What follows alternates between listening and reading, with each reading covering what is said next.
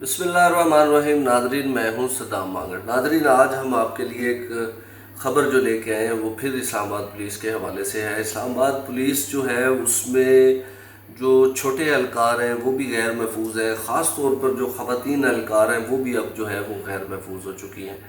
اچھا، دوسرا تھوڑا سا آپ کو یہ بتانا تھا کہ اسلام آباد میں جس طرح مساجد کے خلاف آپریشن کیا جا رہا ہے، تو اس پہ پہلے تھوڑی سی میں بات کرنا چاہتا ہوں، پھر میں اہلکاروں والے ایشو پہ آؤں گا، اور یہ دونوں ایشو جو ہیں وہ آپس میں جڑے ہوئے ہیں، وہ کس طرح وہ ہم آپ کو بتائیں گے۔ ناظرین، جو سید ہوتا ہے نا، سید کا ایک بڑا احترام ہے، اور میں ذاتی طور پہ یہ سمجھتا ہوں کہ سید جو ہے اس کی قدموں کی خاک کے برابر بھی ہم لوگ نہیں ہیں۔ لیکن جو بندہ یہ دعویٰ کر رہا ہے کہ میں اصلی سید ہوں یا نہیں ہوں، ایک بندہ کہتا ہے جی میں سید ہوں، اب ہمیں کیسے پتہ چلے گا کہ وہ سید ہے؟ اس کی حرکتوں سے انسان نے اندازہ لگانا ہوتا ہے کہ یہ سید ہے یا نہیں ہے۔ اب دیکھیں، اسلام آباد میں تقریباً زیادہ پوسٹوں پہ سید بیٹھے ہوئے ہیں جو یہ دعویٰ کرتے ہیں کہ ہم سید ہیں۔ میں ان کو ڈینائی نہیں کر رہا ہوں، لیکن میں ان کی حرکتیں آپ کو بتانا چاہ رہا ہوں۔ یہ 2-3 لوگ ہیں، نیچے آپ دیکھ لیں، تصویر اسکرین پہ آپ کو نظر آ رہی ہوگی ان کی۔ یہ وہ لوگ ہیں جو مساجد کے خلاف آپریشن میں جو ہے وہ شامل رہے ہیں۔ مجھے نہیں لگتا کہ یہ سید ہے، مجھے تو لگتا ہے یہ شیطان ہے۔ سوری، شیطان نہیں ہے یار، چیلے ہیں شیطان کے۔ شیطان تو بڑا ہوتا ہے، یہ چیلے ہیں اس کے۔ SSP آپریشن کی میں بات کر رہا ہوں۔ جب مری روڈ کے اوپر مسجد کے خلاف آپریشن ہو رہا تھا تو یقیناً جو آپریشن کرنے والے لوگ ہیں، جو اسلام آباد پولیس کے جو ملازمین ہیں، وہ بھی مسلمان ہیں۔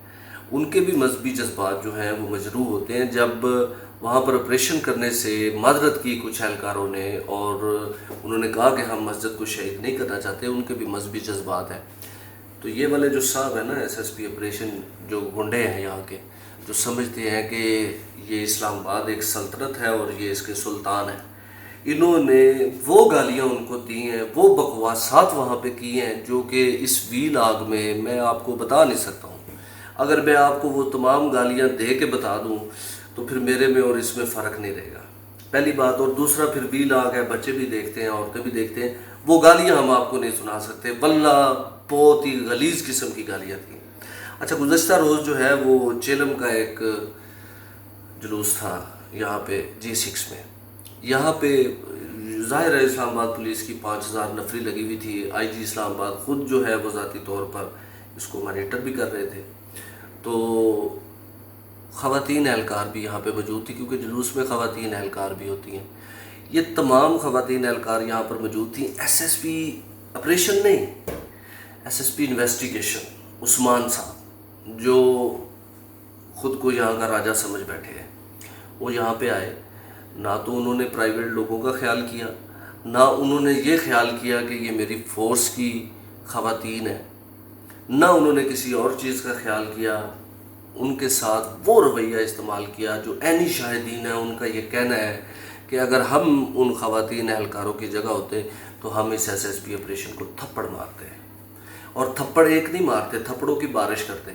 ایک تو وہ آپ کی سب آرڈینیٹر ہیں، دوسری وہ خواتین ہیں۔ تھوڑی سی کوئی شرم ہوتی ہے انسان کے اندر، تھوڑی سی کوئی حیا ہوتی ہے۔ آپ کو اگر اللہ نے سپیریئر بنایا نا، تو آپ لوگوں کو اپنے ساتھ پیار محبت سے جیت لیں، نہ کہ آپ غنڈہ گردی پہ اتر آئیں۔